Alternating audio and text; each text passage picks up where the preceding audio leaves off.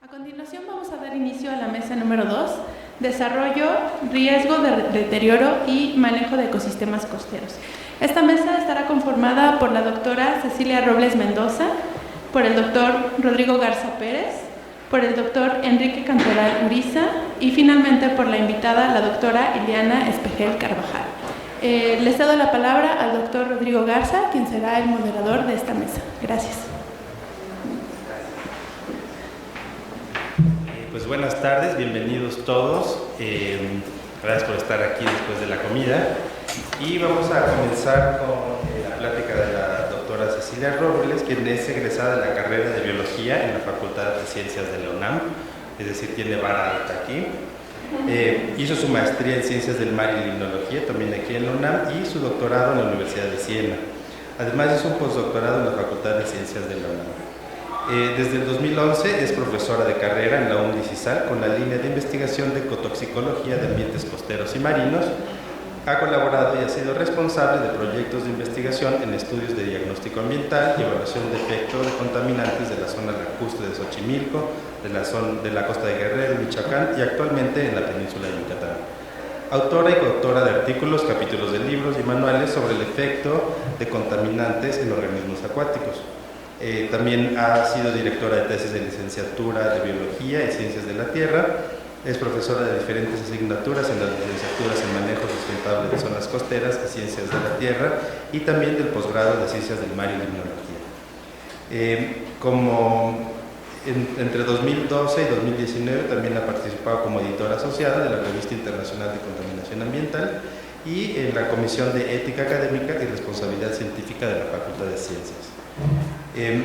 Sus tareas de vinculación incluyen el sector gubernamental con colaboraciones en la elaboración de guías técnicas sobre estudios de evaluación de riesgo ecológico y ensayos de toxicidad, participación en el Consejo de Cuenca de la península de Yucatán. Doctora, le agradezco por favor nos presente su charla. Vamos a tener participaciones de más o menos 20 minutos para después pasar a la mesa de preguntas. Gracias. Pues buenas tardes, como decía el colega Rodrigo, gracias por estar aquí después de la comida. Y también, como decía Nuno, es muy grato regresar a este momento, así que muchas gracias por su asistencia. Y bueno, efectivamente yo les voy a hablar sobre este estudio que se hizo hace algunos años con esta inquietud de saber si, como para muchos, es considerada la península de Yucatán como un sitio, una región que no está altamente impactada. Yo quería, me interesa así con la evaluación de plaguicidas y me interesó empezar a ver si realmente o a qué nivel estábamos situando a plaguicidas y por eso planteé este proyecto en donde también tuvieron algunos participantes y la doctora Teresa María de la Facultad de Química de la Universidad. Y bueno, a pesar de que la península de Yucatán no destaca dentro de las regiones del país como sitio altamente diverso, sí cuenta con recursos naturales muy importantes, ofrece servicios ambientales que son aprovechados por diferentes actividades. Aquí les traigo algunos datos. La producción de miel ocupa el 4º lugar a nivel nacional. Ya nos habló en la mañana el doctor Carlos Rosa sobre la relevancia del pulpo, pues la pesca del pulpo tiene el 1er lugar a nivel nacional, el 3er lugar en pesca en langosta y el sardina el 6º. Esto en cuanto a la relevancia en las actividades económicas que aporta el Estado de Yucatán. Y bueno, en cuanto a los servicios ecosistémicos, actualmente el Estado de Yucatán no compite en cuanto a lo que es la oferta de actividades turísticas como nuestro Estado de Quintana Roo, pero sin embargo, se está viendo, se ha visto un gran potencial y las estadísticas marcan que es un sitio donde la actividad turística, sobre todo aquellas que implican actividad ecoturística, el Estado de Yucatán va a tener un gran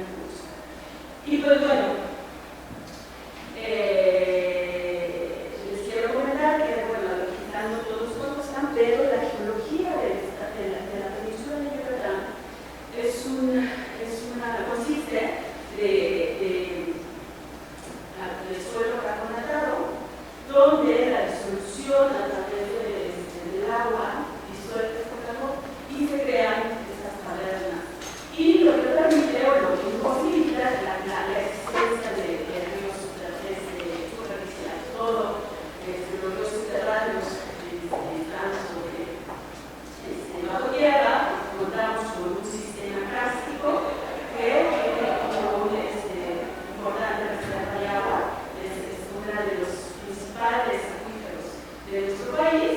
Y pues bueno, debido a esta facilidad de infiltración de este suelo, pues bueno, todas aquellas residuos que se versan en las actividades económicas, pues terminan en este acuífero.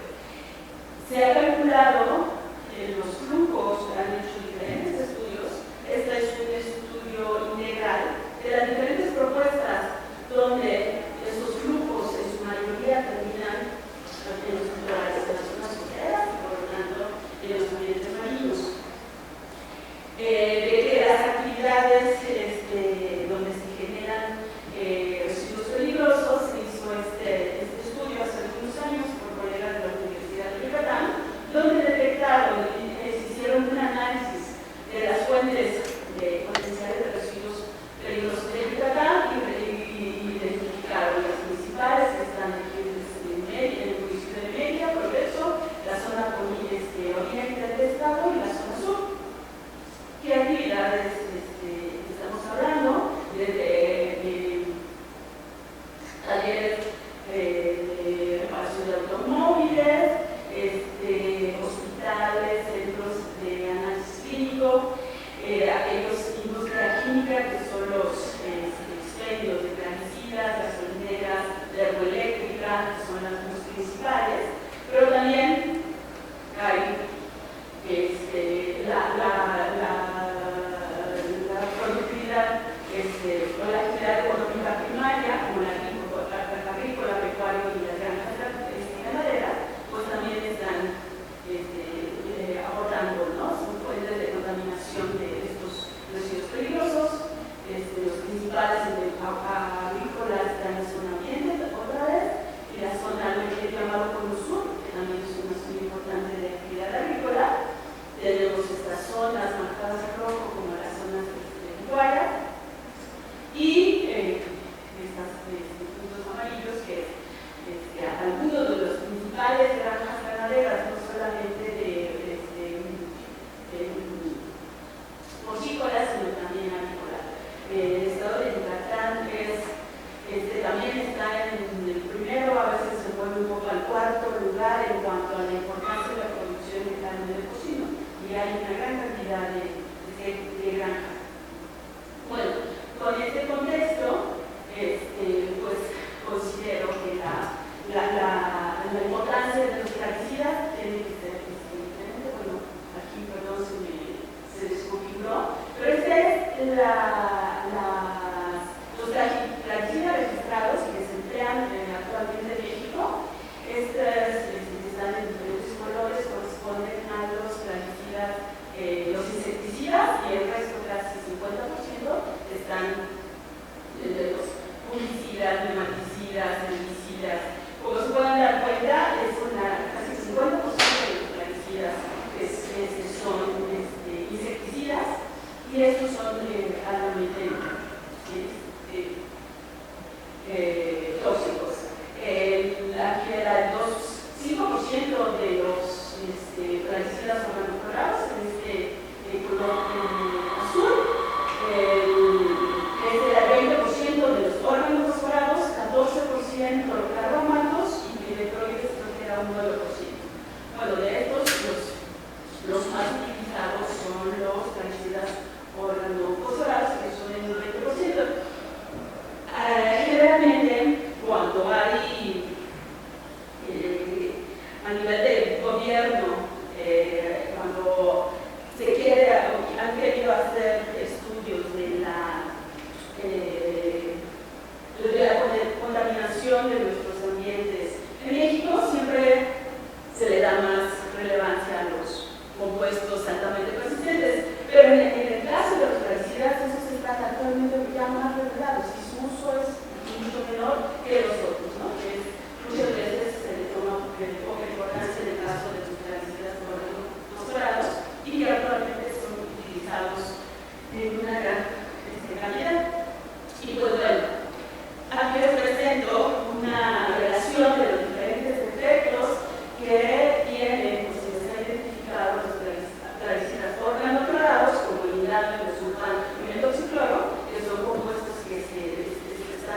autorizados, están permitidos, aunque el metano está actualmente ya como de uso restringido.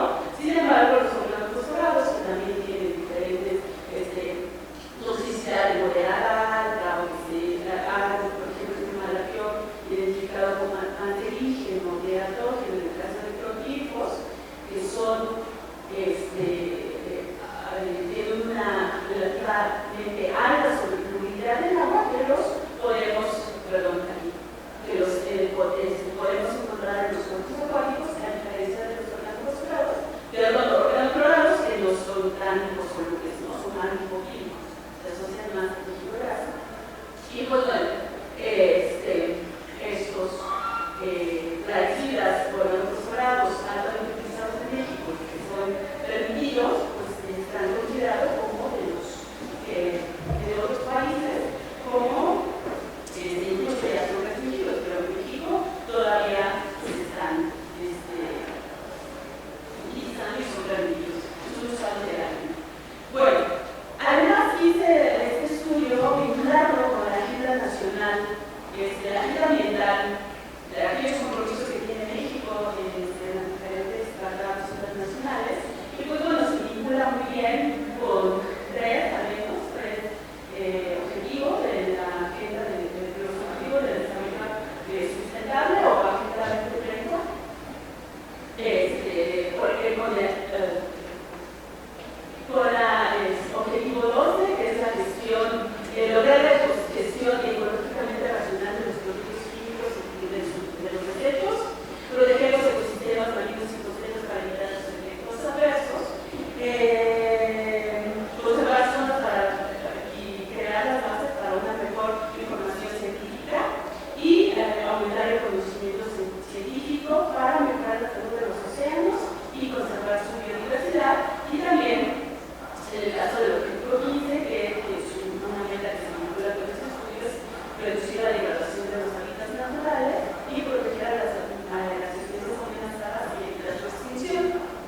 Bueno, con todo este contexto, el objetivo de este trabajo que vengo a charlar es cuantificar la bioacumulación de plaguicidas, órganos clorados y órganos fosforados que se usan en México y cuantificarlos en el eslabón trófico, peces, aves de la costa de Yucatán y estimar su peligrosidad.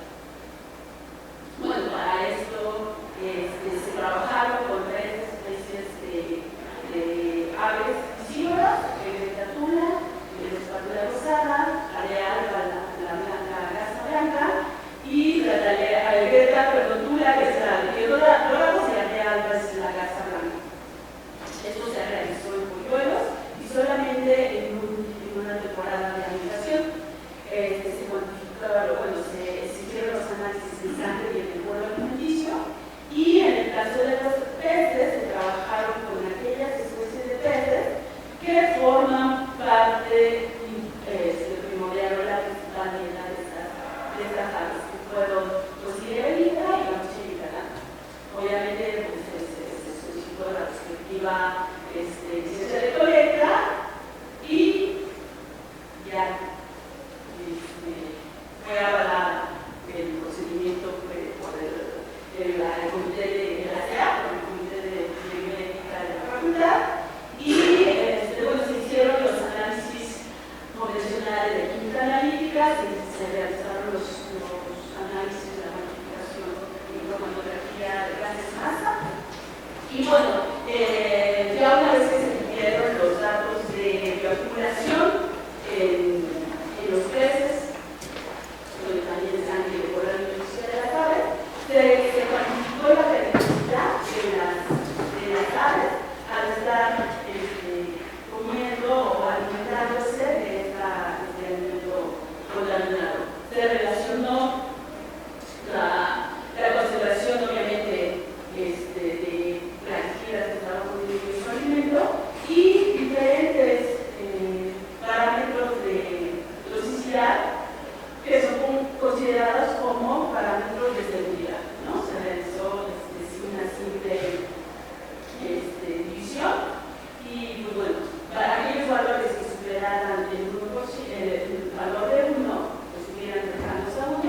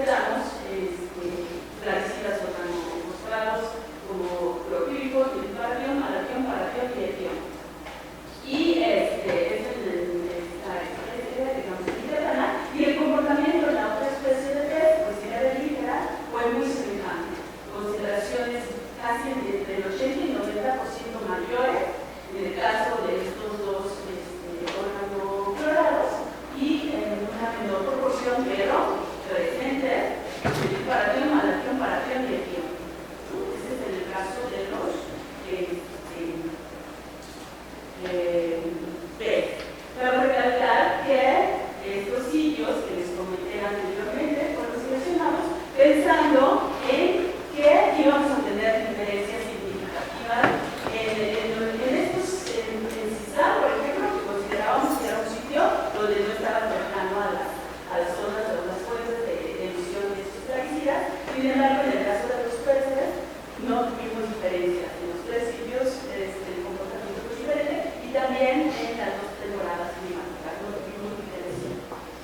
Esto lo quisimos hacer en el alimento que tendrían en el alimento de los peces, porque en el momento que se estresan, tienen la profundidad, entonces en el momento que les tomábamos la muestra de sangre aprovechábamos valor refugitado, pero solamente fue posible en aquellos periodos de área alta. Y encontramos más o menos el mismo comportamiento. Mayor cantidad de plaguicidas organoclorados, pero también encontramos otra vez aquellos plaguicidas organoclorados. Y lo que nos llamó la atención fue este dato de etión en sisal. Investigando, nos enteramos que este plaguicida es altamente o es muy utilizado para el control de ácaros en pollos. Entonces es una zona cerca de Cizal que hay una presencia de granjas avícolas. Entonces, pues, bueno, sospechamos que está por ahí.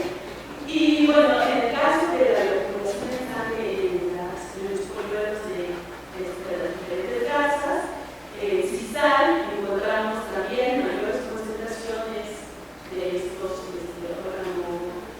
organoclorados, y este dato mayor de malatión. También aquí el mayor fue el sulfán y, aunque de menor grado, pero también fueron detectados niveles de plaguicidas organoclorados. En el caso de la especie de atealma, la plaga, sí pudimos contar con muestras tanto de Cizal como de Celestur, y como pueden ver, pues el comportamiento es muy semejante. Mayor concentración de nitrano, que es un plaguicida actualmente restringido, y la presencia de estos organoclorados. Bueno, ya para calcular la peligrosidad relacionando el consumo de este alimento contaminado y valores de seguridad teóricos para aves, valores teóricos de seguridad de estos diferentes plaguicidas, encontramos en el caso de este parámetro que es la concentración de seguridad para el 5% de las especies,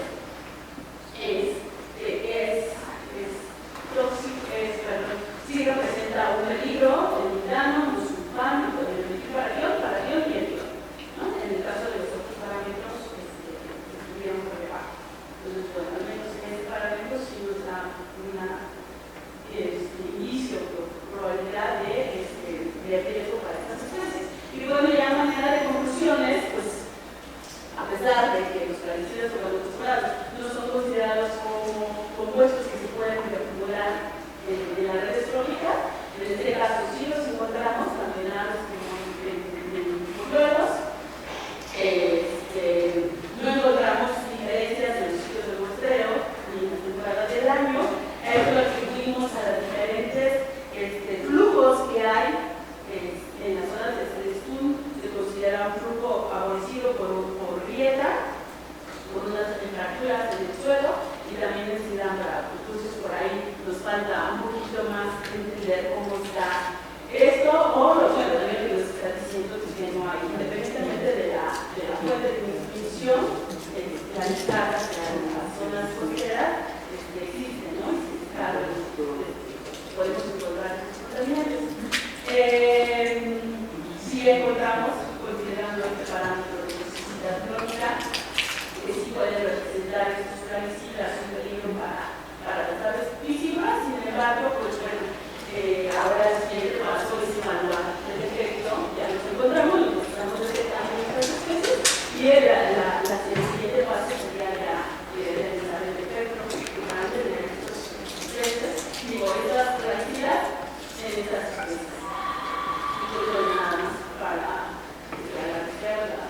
de financiamiento y a todos los colaboradores que en diferente forma apoyar este trabajo. Muchas gracias por su atención.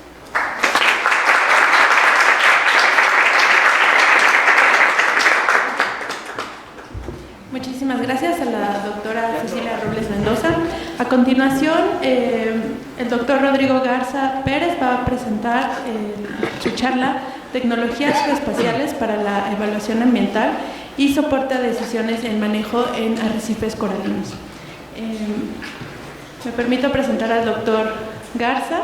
Él está adscrito a la UNDICISAL, de la Facultad de Ciencias. Es especialista en evaluación de arrecifes coralinos del Caribe, Golfo de México y Atlántico Occidental. Sus líneas de investigación incluyen la aplicación de técnicas de percepción remota y modelación espacial explícita, así como el uso de sistemas de información geográfica para el soporte a la toma de decisiones de manejo costero.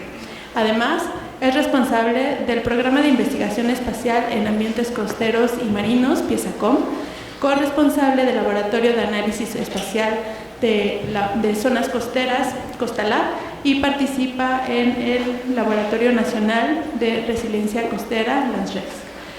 Brevemente, como experiencia profesional, él ha impartido cursos a nivel licenciatura y posgrado, entre los que destacan el de Introducción al Estudio de Sistemas Costeros, Metodología de la Investigación, Análisis Multivariado, Percepción Remota, Sistemas de Información Geográfica y Evaluación de Comunidades Bentónicas. Tiene experiencia en formación de recursos humanos a nivel licenciatura y posgrado, siendo tutor del programa de posgrados del Instituto de Ciencias del Mar y Limnología de la UNAM. Realizó sus estudios de postdoctorado en la Universidad de Miami y tiene su doctorado en Ciencias Marinas por el CIMBESTAB en la Unidad Mérida. Sin más, me permito darle la palabra al doctor Joaquín para que nos presente su presentación. Gracias.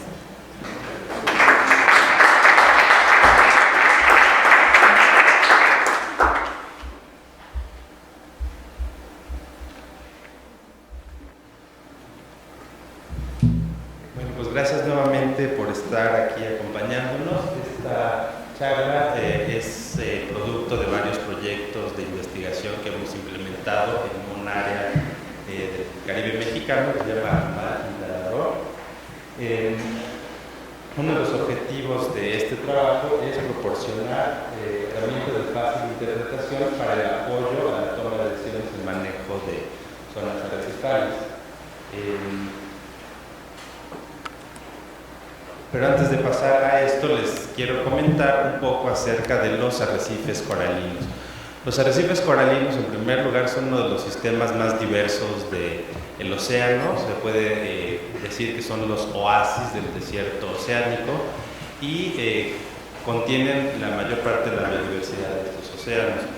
Asimismo, tienen funciones muy importantes, funciones ambientales muy importantes, entre las cuales está la protección a la línea costera, el soporte a pesquerías y, por consiguiente, a la alimentación de muchas personas.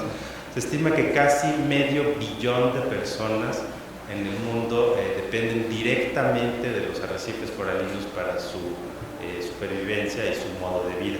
Entonces, bueno, estos sistemas tienen una alta importancia tanto a nivel global como en México. En primer lugar, tenemos los mapas como herramientas de manejo, pero en primer lugar, pues, ¿qué es un mapa? ¿No? Un mapa es una representación bidimensional de la superficie del planeta que es en 3 dimensiones, ¿no? Entonces, se deben de cumplir ciertas condiciones para poder representar esa forma tridimensional en 2 dimensiones sin hacer mucha distorsión. Además, como herramientas de manejo, bueno, pues una imagen dice más que 1000 palabras y constituyen un formato de fácil interpretación que no requiere mucho entrenamiento por parte de la persona que lo lee, ¿no? Como por ejemplo este tipo de resultados de algunos análisis estadísticos en los que no cualquier persona es capaz de pues analizar o interpretar este tipo de resultados, como en comparación con un mapa en donde tenemos valores mayores, valores menores, ¿no? en un formato espacialmente explícito, en donde se puede asociar a la geografía natural del territorio. Además, ¿qué pasa con los indicadores? Los indicadores son métricas robustas que representan de manera adecuada un atributo de interés o de importancia para un sistema. Entonces, estos indicadores, en teoría, también deben de tener un formato de fácil interpretación sin necesidad de mucho entrenamiento, ¿no? El caso de estudio que les voy a presentar ahorita son lo que ha sucedido en este arrecife en las últimas 2 décadas, ¿no? El arrecife de Akumal en Quintana Roo es un arrecife bien desarrollado en la parte norte, es parte de la Riviera Maya y es parte del sistema arrecifal mesoamericano, con presiones de turismo, desarrollo urbano, escorrentía de aguas subterráneas, pesca furtiva, etc. Como ven, es bien feo ese lugar, es un sufrimiento trabajar en este tipo de lugares, pero bueno, lo que por fuera parece muy bonito, pues tiene algunas aristas un poco feas, ¿no? Por ejemplo, desde 1999 Akumal fue definido como un claro ejemplo de arrecife bajo presión antropogénica con disminución de calidad del agua y baja cobertura coralina. Su condición se definió como estresada y proclive a la degradación por su alta cobertura de macroalgas. Esto fue en 2004, ¿no? Esta es una gráfica de las tendencias de las coberturas coralinas en el Caribe de 1977 al 2000, y entonces podemos ver este declive en la cobertura coralina, y estas estrellitas son el lugar en el que estaba Akumal en esos respectivos años. Si ustedes ven, estaba más arriba de la media del Caribe hasta el 2002. Sin embargo, ahora en estas épocas, bueno, pues tenemos una cobertura muy baja, ¿no? Tenemos un diseño muestral estratificado, al principio fue al azar, ahora ya es dirigido porque es el monitoreo de las mismas estaciones después de todos estos años, en las cuales efectuamos videotransectos, son filmaciones del fondo para cuantificar la cobertura del fondo arrecifal, hacemos censos de peces para estimar la abundancia de la biomasa, y bueno, siempre tengo una colaboración de mis alumnas, que son de posgrado generalmente, sin las cuales pues este tipo de proyectos no podría avanzar. Toda esta información colectada en campo se almacena en tablas y luego se despliega para su visualización y su análisis en sistemas de información geográfica, ¿no? Y estas tablas pues nos presentan este tipo de resultados, ¿no? Resultados numéricos que, si bien para los especialistas pueden contar bien la historia del arrecife, para personas que no tienen este tipo de experiencia pues son un poco más difíciles de entender. Y entonces para esto se plantean ciertos indicadores, como este índice de estructura arrecifal, en el cual planteamos un índice numérico que toma en cuenta la construcción de las colonias coralinas, el porcentaje de cobertura coralina que existe en un sitio y su complejidad topográfica, y entonces va desde las partes más planas del arrecife, ¿no? Y va incrementando este número hasta los arrecifes más complejos y diversos. También otro indicador que hemos adoptado es el índice de estado de condición propuesto por la Asociación Healthy Reefs, que ya está más o menos estandarizado para el Caribe, en la cual da un semáforo de calificaciones, ¿no? Y entonces rojo es crítico y va hasta el verde, muy bien, ¿no? 5, 4, 3, 2, 1. Utilizamos la percepción remota, las imágenes de satélite en alta resolución, para poder evaluar grandes porciones del territorio, ¿no? Imágenes como el CORNOS o el WorldView, ¿no? Que nos ofrecen muchas bandas para trabajar de datos numéricos, ¿no? Y entonces, por ejemplo, tenemos aquí una imagen del año 2000, ¿no? Una imagen del año 2010 y una imagen de 2003. Entonces, si ustedes más o menos se fijaron, la modificación de la línea costera, o sea, de la zona costera, ha sido pues, bastante significativa en estos años, ¿no? Pero ¿qué hacemos con estas imágenes? En primer lugar, para poder trabajar con ellos necesitamos hacer reprocesamientos en los cuales tenemos que quitar o eliminar problemas como el oleaje, ¿no? Por ejemplo, aquí y aquí, en donde una vez que tenemos este tipo de productos limpios ya podemos empezar a trabajar con esos datos numéricos para hacer mapas. Una vez que tenemos esos datos numéricos listos para trabajar, implementamos técnicas de modelación predictiva, en donde nuestras variables de respuesta son los datos que tomamos en campo crudos y nuestras variables predictivas son estas bandas de satélite, que son matrices numéricas básicamente. Esto se corre a través de modelos aditivos generalizados, Bagging, Tree, Random Forest, etc. Y se generan tablas de referencia para sistemas de información geográfica o nuevas capas raster con esta información. Entonces, por ejemplo, aquí tenemos un mapa de cobertura de coral para el año 2000 en Acumal. Todas van a ser la misma escala. Entonces aquí ven que teníamos lugares en donde no había nada de coral, que son las canales de arena, y lugares en donde teníamos en el año 2000 coberturas de hasta 30% de cobertura coralina.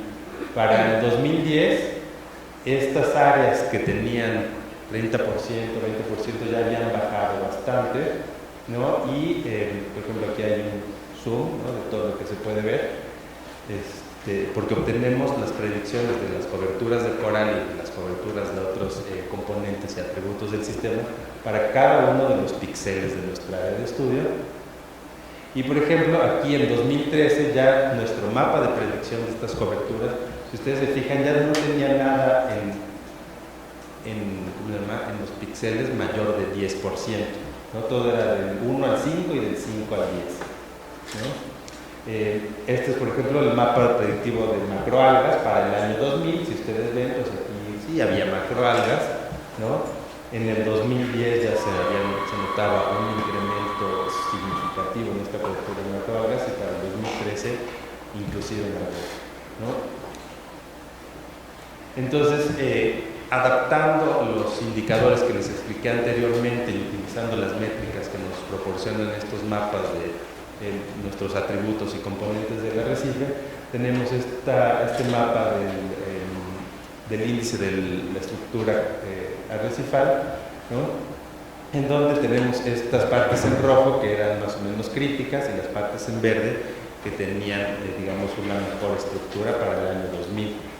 Y luego, para el año 2000, este es el índice de estado de condición. Crítico, más o menos, bueno, y para el 2010 todo el mapa estaba en condición crítica, ¿no? Y bueno, ya para el 2013 pues ya no repetimos el ejercicio, porque básicamente es el mismo mapa, ¿no? Todo está en rojo. Por ejemplo, este mapa sí es el del índice de estructura arrecifal, ¿no?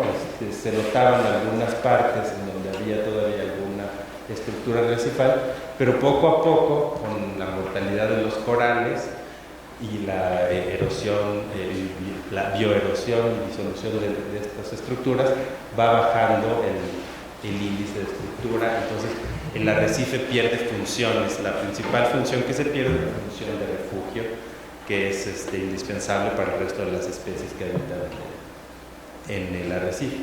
Y este es un análisis espacial del crecimiento de la zona urbana en la zona costera.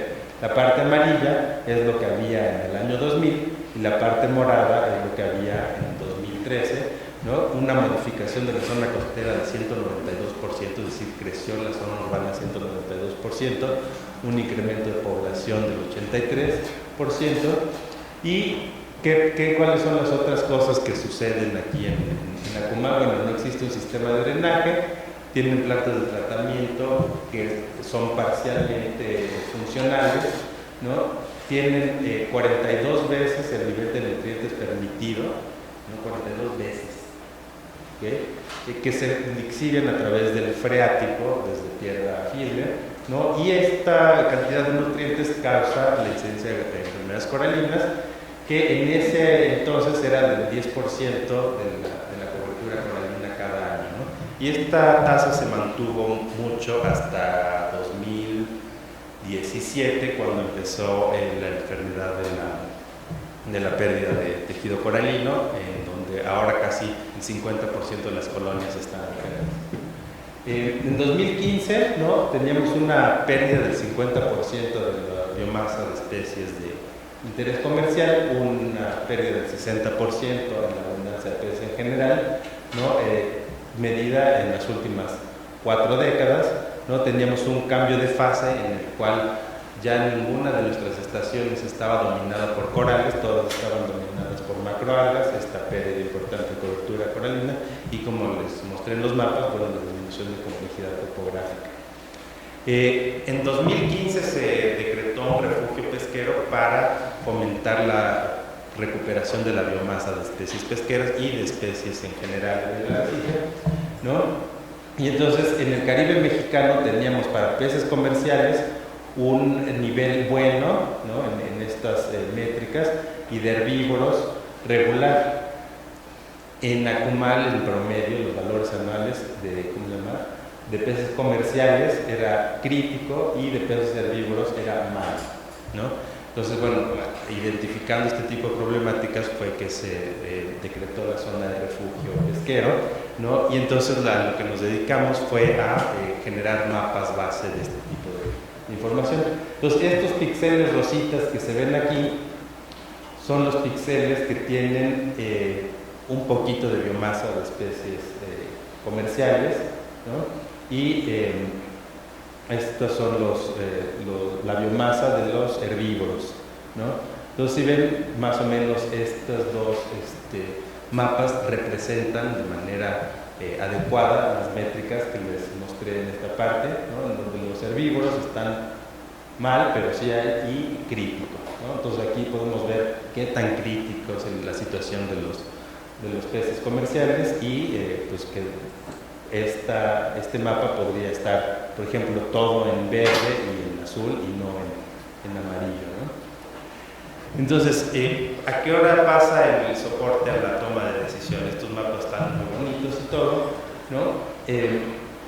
Nuestros indicadores, ¿no?, tienen una forma abstracta, ¿no? Y entonces estos mapas pueden dar esta capacidad de mostrar el antes, el hoy, y en algunos casos hacer predicciones a futuro de lo que podría pasar bajo ciertos escenarios de uso y conservación, que es más o menos lo que les decía. En el futuro, ¿no?, se puede, actualmente se pueden implementar este tipo de análisis para plantear escenarios en donde se puede medir qué es lo que pasa bajo situaciones de pesca, de conservación y de como en este caso, de zonas de refugio de no pesca, ¿no?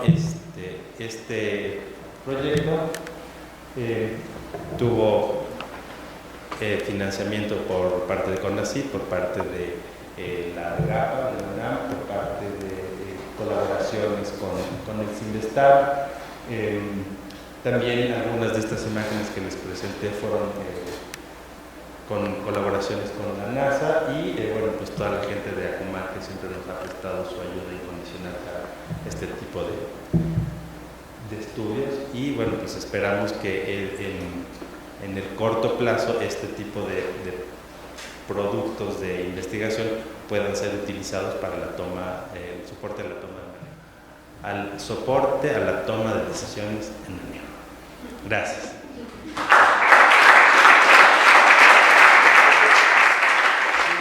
Plática está a cargo del doctor Enrique Cantoral Uriza, de Estudios Socioambientales en Cuencas Hidrográficas.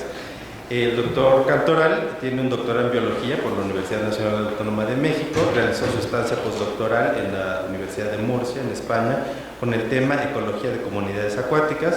Es profesor titular de tiempo completo en la UNDI Juriquilla. Es profesor en las licenciaturas en Biología, Ciencias de la Tierra y Tecnología de la UNAM y en los posgrados de Ciencias Biológicas, Ciencias de la Sostenibilidad de la UNAM y la Maestría de Gestión Integrada de Cuencas en la Universidad Autónoma de Querétaro. Cuenta además con diversos artículos de investigación en revistas nacionales e internacionales, capítulos de libro y artículos de difusión sobre algas y aguas continentales. Es parte del grupo de académicos que conforman el grupo en la cuenca del río Magdalena, en la Cuenca de México, del LTER, participa en la Red sobre Reservas de Agua, es coordinador general de la UNDI Juriquilla, y su objeto de estudio son las algas que habitan en ríos, considerando aspectos taxonómicos, ecológicos y de distribución. Sus líneas de investigación son ecología de comunidades algales en ríos, taxonomía y ecología de diatomeas, indicadores biológicos de la calidad del agua y monitoreo en la restauración de ríos. Doctor, por favor.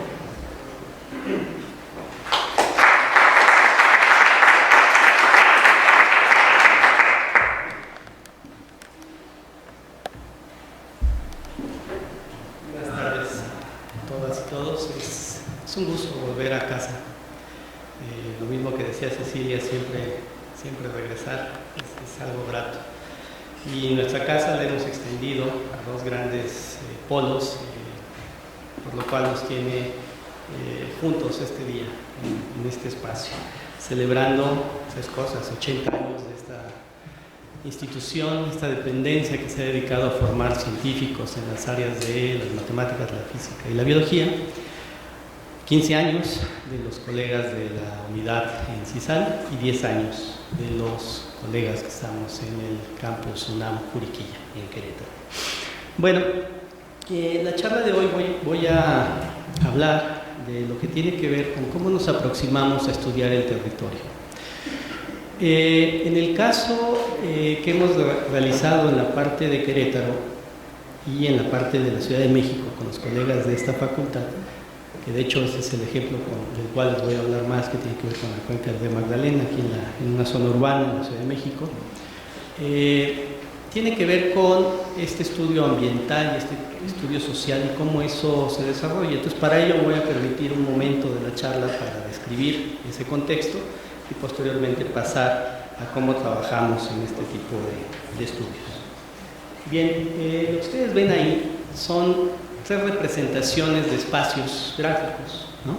Desde un artista de la Facultad de Arte y Diseño, de Lozano, desde una imagen tomada en internet, desde un mapa hecho por el colega de la Universidad Autónoma de Querétaro, Miguel Ángel Domínguez. Y todas representan algo, y ese algo es un espacio del territorio que se llama cuenca, que para nosotros es muy importante porque lo que hace en un país como México, la Reserva de Yucatán, es un país extremadamente montañoso, es el país más montañoso del mundo. Y entonces, en esta región centro y en la región donde nos encontramos un poco más al norte, en Querétaro, pues tenemos montañas por todos lados. Y ese espacio territorial puede determinarse un límite en 2D o un límite en 3D, donde todos los procesos de lluvia llegan a ese espacio del territorio y convergen, y eso hace que los ecosistemas funcionen. Pero la gente vive en esos espacios. Entonces es fundamental incorporar a la gente como un sujeto, como un objeto de estudio. Y uno puede dividir tanto como sea posible ese territorio. En el caso de las cuencas, pues tenemos dimensiones, ¿no? Las más grandes, las cuencas, el interior subcuencas, microcuencas, unidades de escurrimiento, y eso nos permite involucrar a las personas que viven en el territorio para entender los procesos ambientales y las necesidades sociales e intentar trabajar juntos en la búsqueda de soluciones. Para ello voy a hablar un poco de los sistemas. ¿Qué es esto de esto que normalmente decimos y hablamos de manera permanente? Entonces hay tres cosas importantes. Una es conocerlo, otra es definirlo y otra tiene que ver con su uso. Todos los sistemas tienen algún elemento estructural. Normalmente en estas regiones son la parte de la vegetación, tienen interacciones que podemos medir, como el trabajo que acabamos de ver de Cecilia, de qué pasa con un elemento químico que se está usando para cultivar cuando es lavado, pasado por el sustrato y llegado al mar, y incorporarse en los tejidos y en las formas de vida que están relacionadas. Las escalas en las cuales esto pasa tienen que ver múltiples, desde cosas muy pequeñas a muy grandes, o desde cosas muy prontas a muy lentas, en escala de espacio-tiempo, y hay procesos y eventos en estos determinantes. También es muy importante hablar de esto. Cada vez más Yo creo que en esta facultad ocurrió, la generación de Carlos y compañía, mucho esta aproximación de la naturaleza, de la sociedad, de los estudios ambientales, mucho antes de que empezáramos a hablar de los socioecosistemas. A finales del siglo XX y principios de este siglo XXI nos encontramos en esa dinámica de los socioecosistemas como una línea de investigación y de desarrollo, y es algo que veníamos haciendo. Y esta es una visión desde los colegas del área social de cómo definimos estos quehaceres. Todos nosotros nos formamos en una disciplina. Los biólogos frecuentemente tenemos una posibilidad de adaptación a otro tipo de estudios, porque nuestro objeto de estudio es extremadamente complejo, desde cosas que no vemos hasta cosas que vemos y no entendemos, muy pequeñas y muy grandes, y eso nos hace una manera de aproximarnos. Entonces todos nos formamos disciplinarmente. Un primer paso es salirnos de nuestras áreas de confort y trabajar de manera conjunta en grupos multidisciplinarios. Un tercer paso es: esto no lo entiendo desde tu disciplina ni desde mi disciplina, pero si nos preguntamos por aquí, entonces construimos juntos y pasamos a la interdisciplina, y ya los estudios transdisciplinarios pues requieren una información muy amplia de procesos y preguntas novedosas que pues varias de las cosas que he estado escuchando pueden llegar en un momento dado a trascender en ese sentido. También quiero hablar de lo que es un poco el ambiente y el ecosistema, que finalmente es lo que estamos trabajando, ecosistemas a distintos niveles, a nivel de comunidad, por sus poblaciones, sus individuos, en ese sistema más grande, y tiene un componente similar al ambiente, solo que relaciona mucho más los procesos de intercambio de materia y de energía, y eso es algo que no es sencillo de medir y de mantener en el tiempo. Ese es uno de los grandes problemas. O se roban las boyas, o uno va en ciertos momentos a tomar ciertas muestras, pero no estamos permanentemente midiendo, ¿no? Entonces ahí necesitamos trabajar mucho. En el contexto físico-químico es más o menos relativamente fácil, en el contexto biológico se hace muy complicado. Y entonces este carácter de este sistema pues tiene que ver con este territorio, tiene que ver con la biodiversidad y tiene que ver con nosotros como un agente fundamental de esos territorios. También es muy importante cómo la evolución del conocimiento para aproximarnos desde un punto de vista de entender las regiones geológicamente, de entender las relaciones bióticas que denominamos ecosistema en escalas espacio-temporales diversas. También tenemos un desarrollo de la sociedad desde un punto de vista de la civilización, de la cultura, de la apropiación de la gente respecto a cómo supervive en el territorio. Entonces a esto le llamamos socioecosistemas desde la visión de Manolo Mas en el IES, en Morelia de la UNAM. Otro de los temas muy importantes es hacer coincidir estos dos procesos naturales y sociales que tienen dos maneras de verse de manera independiente e intentar coincidir estas dos visiones. Sabemos que existen factores globales que tienen efectos en los distintos procesos. Toda la mañana estuvimos discutiendo mucho este tipo de temas.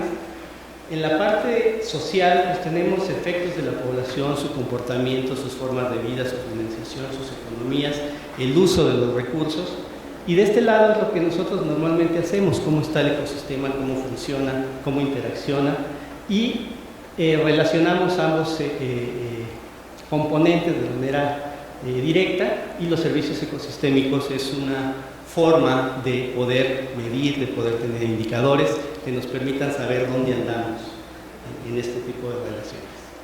Bien, en el caso de las cuencas, en la región montañosa de México, pues tenemos partes altas, partes medias y altas en términos de la elevación, y en cada una de esas zonas ocurren procesos climáticos, físicos distintos. Pues generalmente en las partes altas tenemos una gran cantidad de servicios ecosistémicos que tienen que ver con la captura de agua de lluvia, con la biodiversidad, con los ciclos del agua, de los nutrientes y demás. Normalmente en México el grueso de la gente vivimos en las zonas medias de las cuencas o bien en las partes bajas de las mismas. Y entonces en estas zonas se necesitan recursos naturales, agua, madera, carne, en fin, suelo, cubierta vegetal, y el grueso de la gente vive en la parte baja donde se requieren muchas situaciones. En el caso de esta zona, pues requerimos mucha agua en términos de la cuenca del Valle de México. Y entonces es importante siempre considerar estos procesos que están ocurriendo. En algún momento, llegando a Querétaro, trabajando con el doctor Raúl Pineda de la Universidad Autónoma de Querétaro, nos dimos a la tarea, a solicitud del municipio de Ecología de San Miguel de Allende, de hacer un estudio a nivel de cuenca. Y entonces empezamos a valorar cuáles eran los servicios ambientales que se generaban en los volcanes cercanos a la ciudad de San Miguel de Allende, cuáles eran los procesos de agua, porque el gran problema es que cuando llueve, como ya no hay cobertura en la parte alta y media, toda el agua baja muy rápido y se inundan varias zonas de la ciudad de San Miguel de Allende, y eso pues genera un problema en términos de las autoridades locales. Entonces hicimos toda una caracterización del sitio para saber cómo estaban funcionando. En estas situaciones pues veíamos cuáles son las escalas de lo que está pasando, y entonces, ¿qué es lo que empieza a ocurrir? Se conforman grupos de varias personas con distintas experiencias. Muchos biólogos, los biólogos que saben de animales, los que saben de plantas, los que saben de algas, los que saben de hongos, gente que trabaja antropología, que trabaja sociología, y se va al mismo sitio. Se tiene un problema en común y se trabajan en grupos desde las experiencias comunes. En mi caso, para ponerlo en este ejemplo, tiene que ver con, como ya escucharon, pues a mí me gustan las algas, en términos de cómo son y demás. Aquí las hemos visto como las malas de la historia, pero el problema no son las algas. El problema son la cantidad de nutrientes que los humanos mandamos a las algas. Y las algas responden a esos nutrientes. ¿Vale? Bueno, entonces tenemos una escalaridad, por ejemplo, del planeta de miles de millones de años, de esto que llamamos México, de millones de años, de la cuenca del río Magdalena en la Ciudad de México, del río que está en la cuenca Magdalena en la Ciudad de México, de procesos de miles de años, de las algas que viven en el río Magdalena desde hace cientos de años, y de cómo son estas algas y cómo viven en historias de vida de meses. Entonces es una manera de ubicar, y uno dice, ¿y yo con eso qué hago en un estudio de cuenca? ¿Cómo saber qué algas tengo? Tiene que ver con resolver el problema de si tiene agua o no una persona y si la puede beber. Entonces cuando uno hace ese brinco y levanta la mirada del microscopio y ve el territorio, se amplían las preguntas. Y entonces tiene un sentido conocer a estas porque son muy sensibles. Y entonces me indican si está sucio, si está medianamente bien o si está limpio. Y entonces uno puede trabajar en consecuencia para el uso que se haga del recurso agua desde el punto de vista humano. Bien, en esta facultad hicimos este trabajo durante poco más de 10 años, diversos grupos de trabajo, algunos aquí presentes, donde nos dimos a la tarea de entender qué pasaba desde un punto de vista ambiental y social. Y cosa curiosa, la gente que trabajaba algas iba a la Magdalena Contreras, la gente que trabajaba vertebrados iba a la Magdalena Contreras, la gente que trabajaba vegetación iba a la Magdalena Contreras, y no sabíamos nadie que todos íbamos a la Magdalena Contreras. Entonces, cuando supimos que todos íbamos a la Magdalena Contreras, fue un momento importante de interacción y de comunicación y de trabajo colectivo hacia avanzar prontamente en lo que estaba ocurriendo ahí desde un punto de vista de caracterización y diagnóstico. Entonces este es el resultado, uno de los tantos que pueden encontrar en Plaza Prometeo, aprovechando el espacio y el anuncio, donde se resumen todas las actividades que venimos haciendo desde un punto de vista social y biológico, cultural de la Magdalena Contreras. Entonces, ¿dónde está este sitio? Pues está en la parte surponiente de la Ciudad de México, es un área de conservación, cerca de 3.400 hectáreas, y que sufre pues a la Ciudad de México, el crecimiento que quiere la Ciudad de México tener. Esta zona se conoce como los dinamos localmente, donde es una zona de pendientes muy fuertes, de 3 tipos de bosques, y donde va mucha gente a pasar los fines de semana, ¿no? y la gente pues quiere ganarle espacio a esas zonas de conservación para la vivienda que demanda el incremento de población en estas zonas del país. Entonces nos dimos a la tarea de hacer ese ejercicio que les planteaba en un principio. Entonces, las fortalezas del grupo estaban sin duda en el contexto ecosistémico. Teníamos una necesidad de gente que nos apoyara desde el punto de vista social, nos empezamos a acercar con otras dependencias universitarias, con experiencia para que se juntaran, y empezamos a hacer un diálogo de actores, un diálogo de qué es lo que podemos hacer entre las distintas áreas para estas problemáticas. Y entonces de todo ello estamos trabajando además con 3 dependencias más de la Universidad Nacional, el anterior CIE con Morelia, la FES Iztacala y el CRIM en Morelos, y cada uno de ellos tenía una cuenca cercana a su área de desarrollo para estudiar. Entonces hicimos muchos talleres, muchos trabajos, y lo que este grupo de la Facultad de Ciencias podía hacer tenía que ver con un manejo desde un punto de vista de ordenamiento territorial, de conservación, de aprovechamiento y de restauración de algunos sistemas en términos de lo que nosotros éramos, de lo que el equipo tenía. Y además entablamos todo un aprendizaje de cómo comunicarnos los científicos con los actores en la toma de decisiones, con los habitantes del territorio, los comuneros, para llegar a entender qué es lo que queríamos hacer y qué es lo que ellos necesitaban hacer y hacer un grupo en consecuencia. Eso lo pasamos a nuestra situación. Entonces teníamos fortalezas para mirar los ríos, fortalezas para mirar las comunidades de los bosques, para hacer todo un diagnóstico y valorar los servicios ecosistémicos, propuestas de zonificación para conservación y manejo. Y también empezamos a trabajar con los actores principales a través de procesos de gestión que nos llevaran ahí y ubicarlos y quiénes son todos ellos. Y pues se van construyendo este tipo de grupos de trabajo. Y entonces empezamos a hacer el estudio de la biodiversidad en un primer momento, siendo en orden de mayor número de riqueza específica las plantas y de ahí hacia abajo. Segundo grupo las aves, tercer grupo las algas, los hongos, los mamíferos, mariposas, anfibios y reptiles y macroinvertebrados acuáticos. Entonces tuvimos eso es lo que sabemos hacer los biólogos de inicio, ¿no? ¿Cómo está la cosa en términos de biodiversidad? Y lo que hicimos fue unirnos muchos grupos.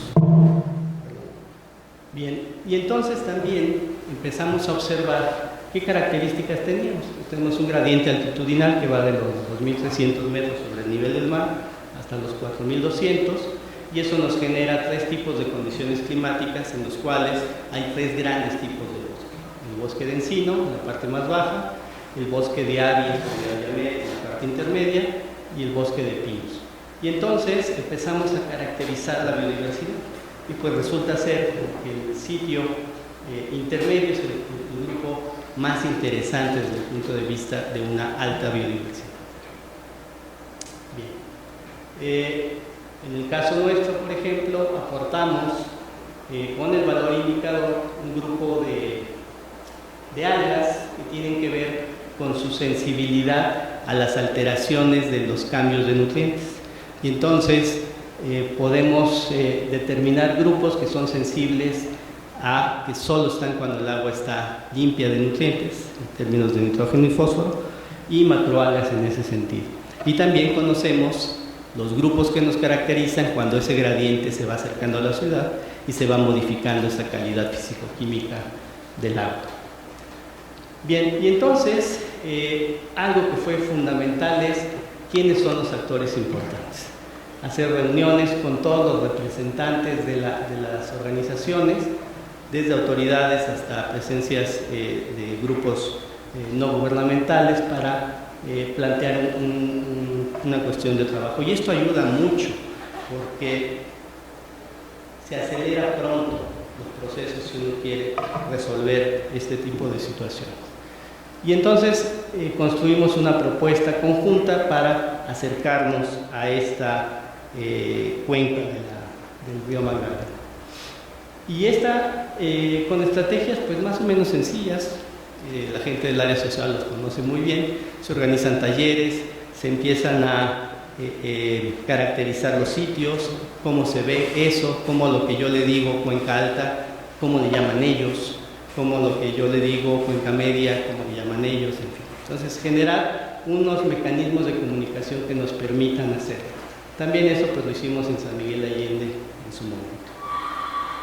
Y esta comunicación, además, consideramos que tiene sentido si también la gente lo entiende, no solo en el área académica. Entonces, pues es un ejercicio muy fuerte de conformación y de hacer mapas. A veces uno es extremadamente técnico en cómo denomina a lo que uno hace, y la gente pues nos dice, pues esto es tal zona, y nos dibujan y vamos haciendo, y con ellos vamos construyendo, y uno va aprendiendo a decir lo que uno quiere de una manera mucho más coloquial para que todos nos entendamos. Entonces estos talleres son muy importantes para la comunicación en estos sentidos. Bien, a la par hemos hecho, después de ese estudio, pues otro tipo de aproximaciones en la región de Querétaro. En la región de Querétaro allá trabajamos más bien con comunidades rurales, donde el agua es un problema porque hay poca. Y entonces, uno de los grandes problemas es cómo le hago para el agua. Y lo que ahí hemos hecho es retener el agua lo que más se pueda en la cuenca y en las viviendas de la gente.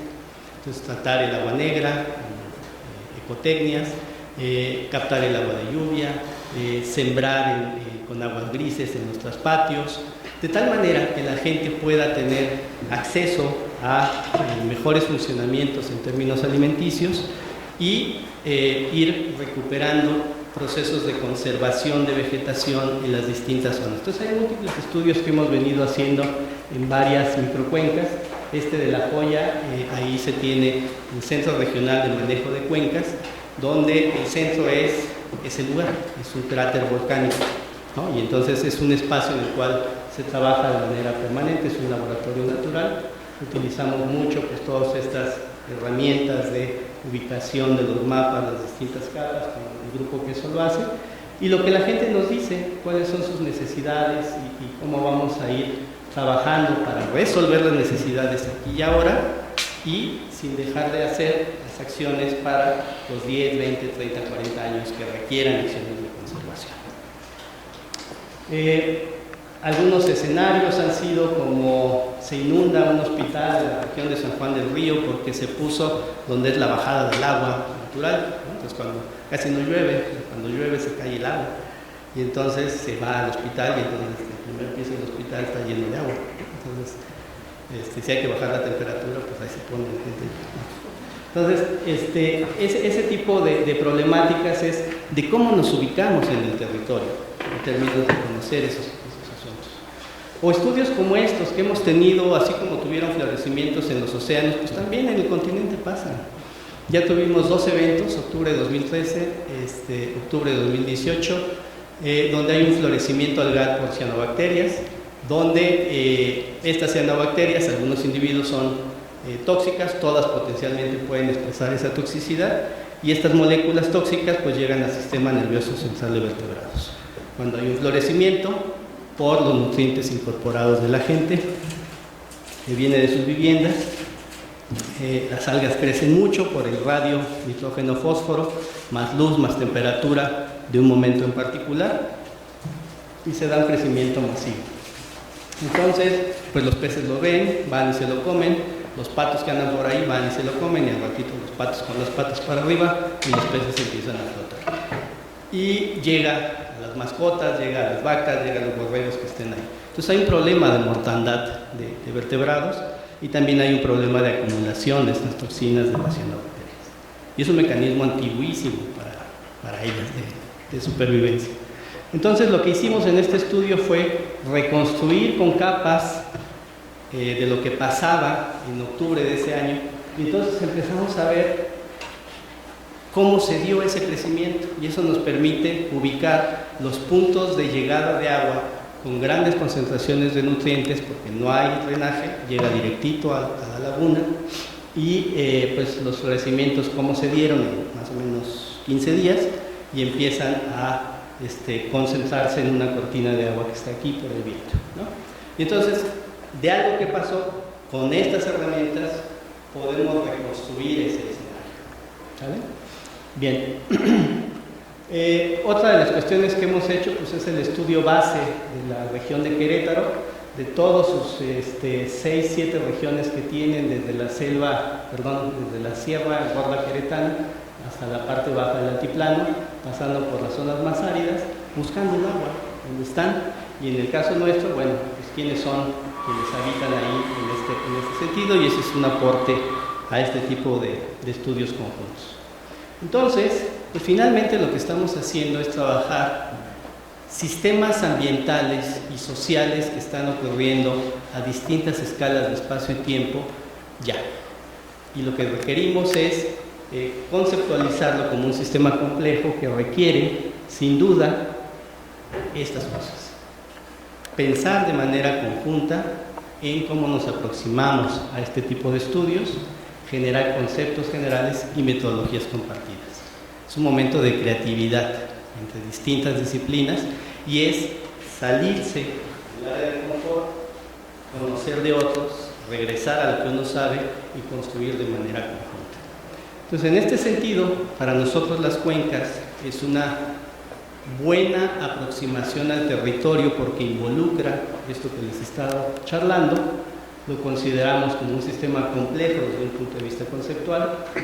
La sociedad del ambiente está ligado a esta aproximación de los socioecosistemas y los estudios disciplinarios son importantes para entender esa realidad compleja, pero lo que es mucho más interesante es esta relación de grupos de personas en un sistema complejo con grupos pluridisciplinarios. Bueno, y hasta aquí mi participación. Muchas gracias. Participante tenemos a la doctora Diana Espejel. Ella viene como invitada de la Facultad de Ciencias de la Universidad Autónoma de Baja California. Tiene experiencia en el manejo de ecosistemas costeros de las zonas áridas, estudia la costa como sistemas socioecológicos y diseña investigaciones que buscan un desarrollo local sostenible e incluyente. Ha participado en proyectos en equipos inter y transdisciplinarios, proyectos de planeación a nivel local, regional y nacional, evaluación de políticas públicas ambientales y propuestas de mejoras a los diversos oficios y tradiciones rurales y urbanas, como pesca, acuacultura, ranchos diversificados, áreas verdes y áreas de especies protegidas, a través de la incorporación de la ciencia, cuestiones ambientales y el manejo integral de los recursos naturales y culturales asociados al uso, conservación de la naturaleza. En su investigación utiliza diversas aproximaciones metodológicas y múltiples experiencias en la transformación en equipos interdisciplinarios e investigaciones transdisciplinarias. Su principal interés y función es la preparación innovadora de recursos humanos para la búsqueda de un desarrollo social y económico alternativo ante escenarios inciertos, tanto sociales, económicos y climáticos. Bien, por favor.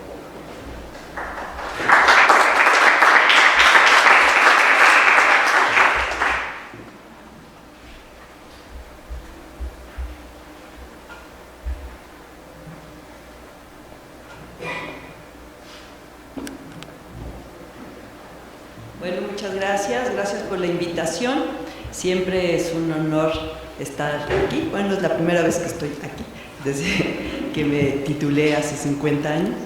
Es impresionante ver que 80 años ya me quedan cerca. O sea, yo hace 50 años estaba haciendo mi examen aquí.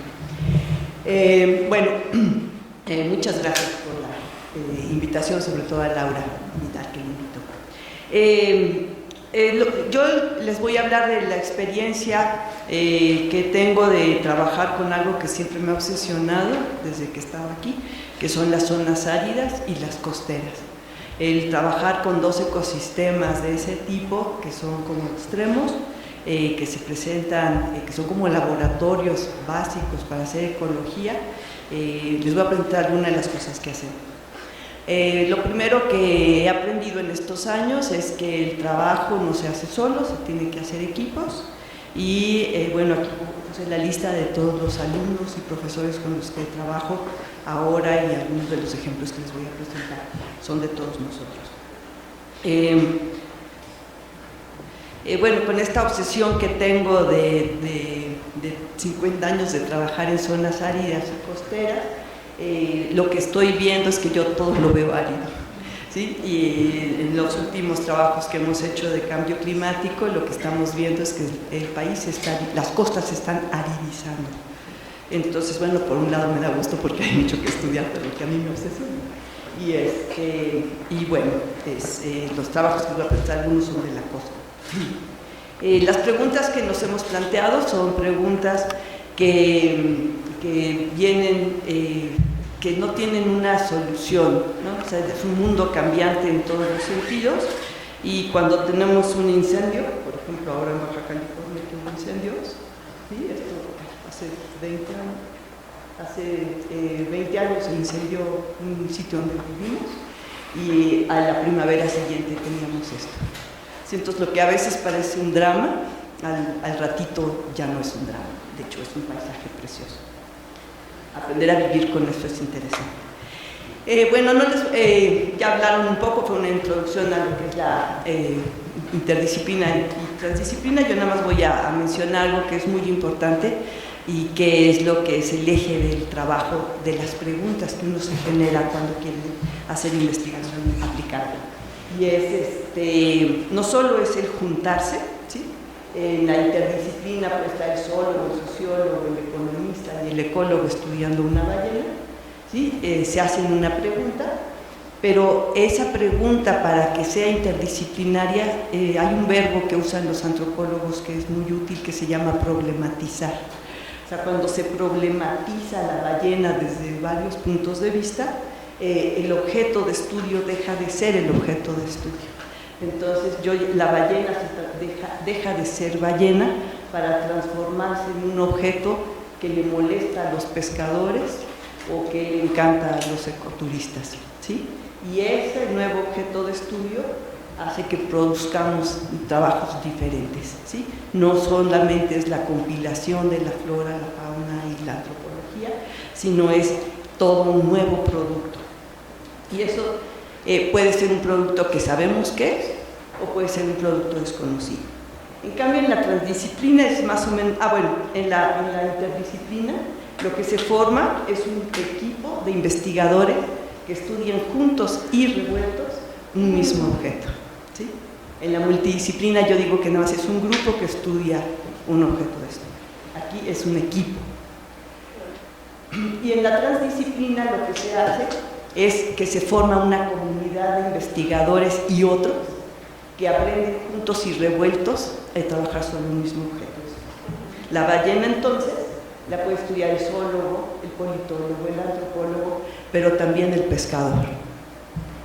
Y allí se genera la pregunta, pero aquí entra un personaje fundamental, que es el intermediario científico, ¿sí? Es el comunicador. Se problematiza, la ballena deja de ser ballena y pasa a ser este nuevo objeto de estudio, y los productos no podemos decir qué son. Desde el principio no podemos saber a qué vamos a llegar. Las hipótesis se van haciendo en el camino, de hecho el resultado puede ser una nueva hipótesis. Y los productos pueden ser ya entonces cuestiones donde entran las ciencias humanas, las emociones. O sea, el pescador a lo mejor lo que va a comprender es una obra de teatro, una película, otra cosa, donde entran los artistas. También aprender a trabajar en equipos interdisciplinarios nos hace quitarnos nuestro ego. O sea, tiene algo que ver con nuestro cambio personal. El poder escuchar a los que trabajan con cuestiones subjetivas desde un punto de vista cuando solo pensamos que el objetivo es lo que vale en la vida, es todo un aprendizaje y un cambio de paradigmas desde los más profundos, ¿sí? El poder trabajar con sistemas complejos, ¿no? Y sobre todo lo que nosotros podemos hacer mucho es analizar la evolución de la complejidad. Este es el ejemplo de una tesis de una estudiante que trabajó con la medusa, que era un recurso nuevo que se utiliza en el Golfo de California a petición del consumo de chinos, y así empezó el sistema complejo, ¿sí? Y ahora, el año pasado, el sistema se había complejizado de tal manera que ya hay un montón de actores, un montón de cuestiones físicas, biológicas y además un montón de cuestiones sociales, ¿sí? El ejercicio que nosotros hacemos, en general en nuestros posgrados, es hacer este dibujo de la complejidad, pero la complejidad paraliza. Entonces, para salir de la parálisis, escogemos un cuadrito de la complejidad, dependiendo del expertise del estudiante, y eso es lo que estudiamos, ¿sí? Entonces, pero es muy interesante partir de una problematización desde los sistemas complejos, porque las preguntas entonces son diferentes. Tenemos que aprender a vivir con una realidad, que es la falta de conocimiento. De hecho, mi experiencia, mi expertise, por lo que creo que me conocen, es por la ecología de dunas costeras. Yo me dedico a dunas costeras. Y este trabajo, por ejemplo, lo hicimos antes de meter un proyecto que tuvimos de Conavio, y lo que encontramos son las cosas ridículas, como por ejemplo en la estación de La Mancha, con 78 hectáreas, todos conocen seguro la estación de La Mancha en Veracruz. Allí se han hecho más de la mitad de todos los estudios sobre dunas costeras del país. O sea, todo lo que quieras saber sobre dunas costeras, pregúntenlo, está en la estación de La Mancha. Y el resto del país no tenemos nada. O tenemos muy poco, o hasta que teníamos nuestro proyecto, ya nosotros llenamos todos estos puntitos. Pero siempre el Pacífico Sur sale mal en todo. Hasta en estudios de dunas costeras, absurdamente. Pero tenemos que aprender a trabajar con eso. Entonces también eso nos hace ser muy creativos. ¿Cómo trabajo sin datos, sin los datos que yo quiero? Eso también genera preguntas interesantes. Y una de las cosas que hemos encontrado que es más importante es que es más importante el proceso que el resultado, ¿sí? El proceso, el saber que vas de un paso a otro, que te regresas, que te vuelves a ir, la investigación que te lleva a nunca regresar al origen, pero siempre estar oscilando, que nunca llegas de A a B como tú lo esperabas.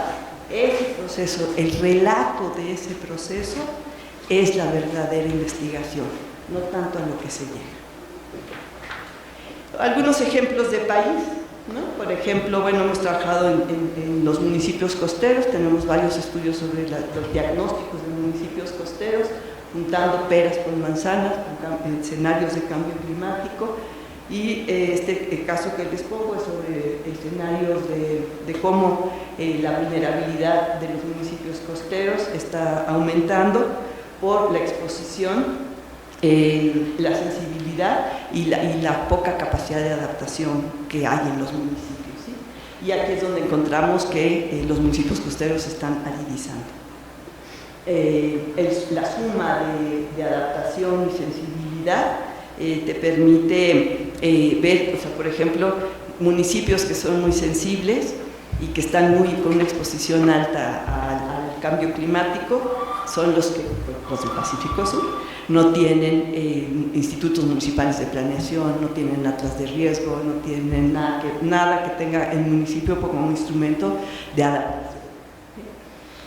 Hemos hecho varios estudios regionales, o sea, es más o menos lo mismo, pero a nivel del Pacífico Sur, ¿no? Esta combinación de indicadores, como nos explicaron hace rato, ¿no? Indicadores de calidad atmosférica, de calidad de vida y de cuestiones climáticas.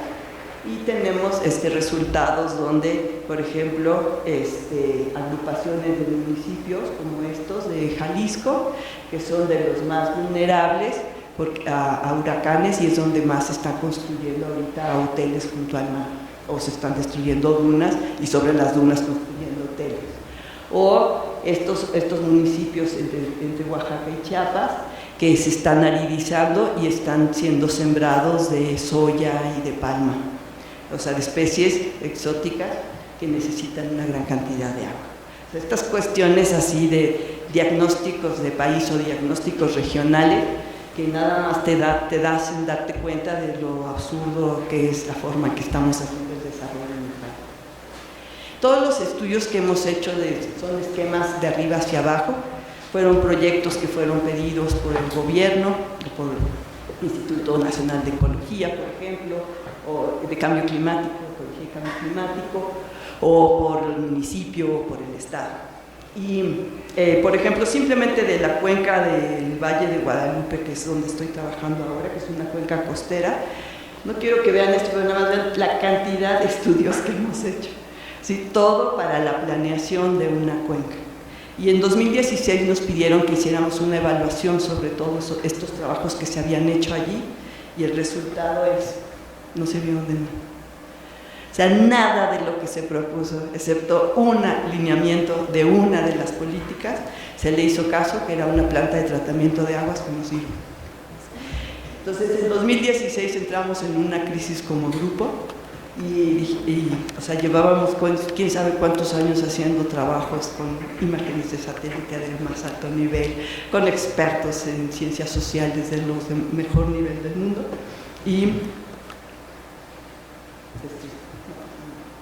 pero bueno, somos positivos y tenemos que hacer algo diferente. Nos planteamos qué era lo que teníamos que hacer diferente, y entonces es el cambio de paradigma, ¿no? Vamos a trabajar ahora con esquemas de abajo para arriba. Y entonces empezamos a trabajar con la gente de campo. Y yo llevé un curso de ganadería holística, y sentada allí con todos, es un curso muy interesante, donde sientan a todo el mundo, desde el caballerango, el dueño del rancho, el que limpia los establos. Y con él, en ese curso me di cuenta que el conocimiento de conceptos básicos de ecología y de ciencias sociales no los tiene la gente de México. Es lo más triste del mundo. O sea, las cosas que no, o sea, el concepto de cuenca que todo el mundo, la cuenca. ¿Qué es cuenca? Nadie sabe qué es cuenca. El agua se filtra. Dice que el agua se filtra. No saben la ignorancia de nuestro pueblo. Entonces, la verdad es que darse cuenta de eso, pues hace uno que entienda por qué no sirve nada de lo que uno hace con el gobierno.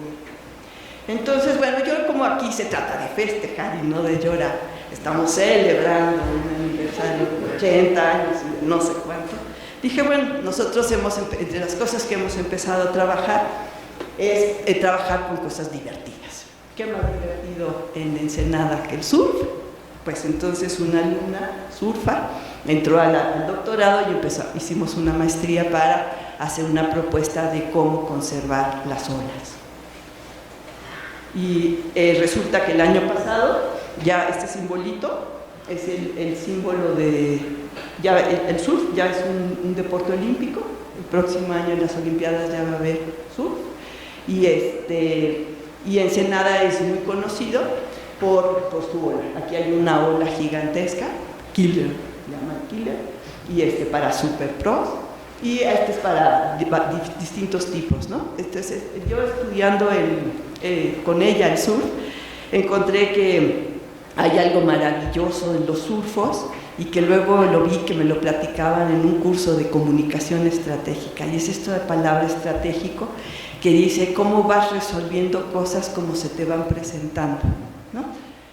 Los surfos son maravillosos en eso, ¿sí? O sea, tienen que tener son como los patinetos, ¿no? O sea, que van resolviendo los problemas en el momento que se les van presentando, ¿sí? Y el mejor surfo es el que mejor hace eso. Hay otra práctica del surf que es fascinante, y es que hay unas reglas que no están explícitas, o sea, son reglas implícitas, que es el mejor surf, el que la comunidad que esté surfeando, si lo reconocen como el mejor, ese es el que agarra la mejor ola, el primero, después ya van siguiendo los otros. O sea, hay como un comportamiento de equipo y de respeto al que sabe, que es maravilloso, ¿sí? Entonces yo estoy enamorada de los surfos, y por eso quiero hablar de los surfos. Con ella hicimos su tesis, entonces pues es un doctorado que tenemos para estudios transdisciplinarios, y ella es arquitecta de origen, y ella se dio cuenta que los arquitectos son transdisciplinarios de naturaleza, porque ellos diseñan las casas con los dueños de las casas, bueno, los arquitectos que trabajan no los que trabajan para Infonavit, pero ellos diseñan las casas con las personas que van a habitar la casa. Entonces ella se dio cuenta de que el trabajar con sus colegas, su hija es surfa, su esposo es surfa, o sea, trabajar con su familia, trabajar con sus colegas, la hizo darse cuenta de cosas que yo, por ejemplo, no me hubiera dado cuenta, ¿sí? Porque no soy actriz de ese proceso. Una de las cosas que critican en la interdisciplina es que no estamos innovando exactamente, sino que estamos juntando marcos. Y sí es como difícil innovar en esta época y en un país patito, de ciencia patita como nos consideran, como nos consideramos a nosotros mismos. Somos muy innovadores, pero los innovadores no nos consideran innovadores porque no lo sistematizamos. O sea, nosotros nos creemos muy creativos porque hacemos un espectrofotómetro con corcholatas y popotes, pero como no lo formalizamos, no entramos como un país innovador, ¿sí? Entonces, bueno, en este caso estamos juntando corcholatas y popotes de otros ámbitos, ¿sí? Y entonces el marco conceptual que hicimos para entender el sur fue el del conocido por los sistemas socioecológicos, ¿sí? Donde uno trabaja con actores, recursos, gobernanza y define siempre la problematización del espacio a partir de un trabajo colectivo, ¿sí? Este es el marco de sistemas socioecológicos. Pero como nosotros queríamos que se tomaran decisiones con lo que nosotros hacíamos, entonces tomamos el marco de presión estado-respuesta, que es el marco que se usa mucho en la OCDE o que usa mucho en el gobierno para medir el desarrollo sustentable. Entonces, nosotros hemos trabajado muchísimo con ese marco y sumamos el marco de presión, se llama fuerzas motrices, presión, estado, impacto, respuesta, y después trabajamos con algo que es ya viejo, que es el manejo adaptativo, el comanejo que se hace con la gente. Y así, como les decía, que lo más importante es el proceso, el trabajo lo que relata es el proceso desde que se definió el problema hasta que se generó el primer producto que se le presentó todo esto se hace con la gente. Esto es transdisciplinario porque se hace con los surfos y los tomadores de decisiones. Estos son los interdisciplinarios. Entonces se define el problema, se genera el producto, se valida, se revisa y se hace un producto final. Y al final lo que tenemos es un plan de manejo hecho por todos. Por lo tanto, se lo apropiarán, ¿no? Bueno, aquí tenemos al primer campeón mexicano que se va a ir a las Olimpiadas de Oaxaca. Entre lo que encontramos el trabajar con los surfos es que los jóvenes están pensando diferente que nosotros. Los jóvenes tienen un imaginario bien diferente y muy positivo.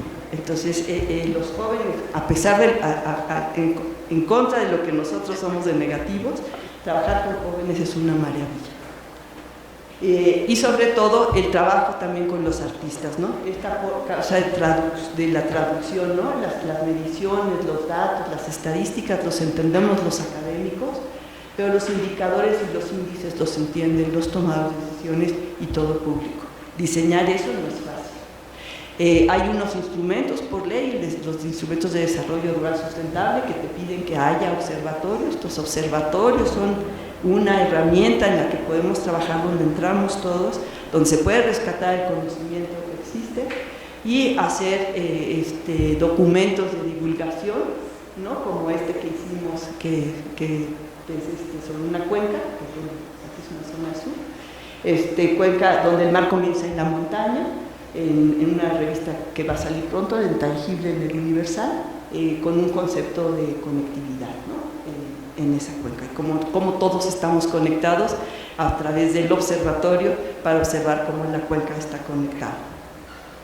En nuevas formas, por ejemplo, nos metimos a un tesista de maestría, con él armamos una propuesta para ciudades creativas de la UNESCO, hicimos un taller con bastantes personas y quedamos de que nuestra creatividad en Ensenada era la comida, la gastronomía, y en 2015 nos nombraron ciudad creativa en gastronomía, Y eso ha sido una forma de conectar también un montón de cosas.